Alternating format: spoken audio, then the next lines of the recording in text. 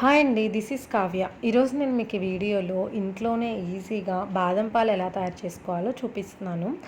ఎప్పుడైనా మనం ఈవినింగ్ టైంలో పిల్లలకి ఈ విధంగా చేసేవండి చాలా ఇష్టంగా తాగుతారు. అలానే గెస్ట్లు ఎవరన్నా వచ్చినా కూడా మనం ఈ విధంగా ఈజీగా అప్పటికప్పుడు రెడీ చేసి ఇవ్వచ్చు. ముందుగా నేను బాదం పాలు తయారు చేయడానికి 300 ml పాలను తీసుకున్నాను.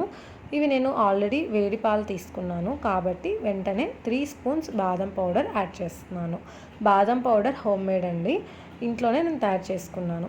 మనము ఒకవేళ చల్లని పాలు తీసుకున్నాము అంటే ఆ పాలు కొంచెం పొంగొచ్చిన తర్వాత బాదం పౌడర్ని యాడ్ చేసుకోవాలి. నేను వేడి పాలు తీసుకున్నాను కాబట్టి వెంటనే యాడ్ చేసుకున్నాను. ఇప్పుడు వీటిని ఒక 10 మినిట్స్ 2-3 పొంగులు వచ్చేంత వరకు బాగా బాయిల్ అవ్వనివ్వాలి. ఒక 10 మినిట్స్ ఉడికిన తర్వాత స్టవ్ ఆపేసేసుకొని వీటిని మీగడ కట్టకుండా చల్లారనివ్వాలి.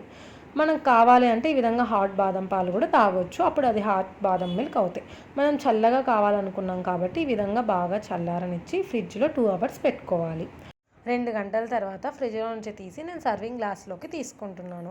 అంతే అండి, ఎంతో టేస్టీ చల్లని బాదం పాలు రెడీ అయిపోయాయి.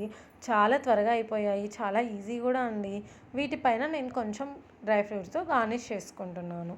అంతే అండి, టేస్టీ బాదం పాలు రెడీ అయిపోయాయి.